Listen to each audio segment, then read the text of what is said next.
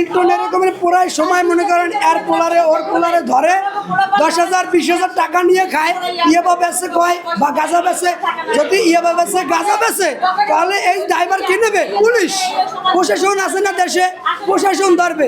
সে ধরিয়া তারপরে মনে করেন হ্যারেস করে। নেচে ওরা বলতেছে মাদক বেশি আমরা, আমাদের মারধর করে আমাদের ভিড়াইয়া হাইলেক্সে ঢুকেই ভিড়ায় রাত্রবেলা ফার্দি উঠেই নেয়।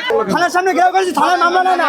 আমরা মামলা দিতে হয়েছি থানায়, মিল্টন তার মামলা নেওয়া যাবে না। চাঁদাবাজ মিল্টনের বিচার চাই। আমরা নিরাপদে থাকতে পারি না। আমাকে সন্তানরা দিন মজুর, তারা সুদে টাকা এনে তাদের চাঁদা দিতে হয়। নিয়ে মারে অত্যাচার করে, একটারে পাইয়া কারেন্ট শট দেয়, প্রেস দিয়ে নকুড়াই দেয়। 300 টাকা সুদে আমার টাকা এনে দিতে হয়, কারেন্ট শট দেয়। কেন মামলা নেয় নাই? এই থানা কি মিল্টন কিনছে? কালকেও থানায় আসি, তারা অভিযোগ নিতেছে না তার বিরুদ্ধে, কেন তার অনেক ক্ষমতা। আর আমরা গরিব, আমরা খেটে খাই, আমাদের ক্ষমতা নাই, আমাদের টাকা দেওয়ার মতন অবস্থা নাই। এখন আসি থানায়, আমরা চাইতেছি মিল্টনের ফাঁসি। আমি 1 মাস কাম করে 10,000 টাকা পাইছি।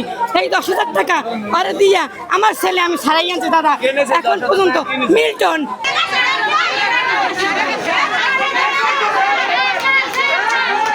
যে মামলা করতেছে তারই মামলায় আমরা নেব। এর আগে আমাদের কাছে মামলা করার জন্য আসে নাই, যদি মামলা করার জন্য যেই আসবে তার মামলা আমরা নেব। এবং আমাদের এই বিষয়ে যেটা করণীয় আমাদের উদ্বোধন কর্তৃপক্ষের সাথে আলোচনা করে সে পরবর্তী ব্যবস্থা গ্রহণ করবে।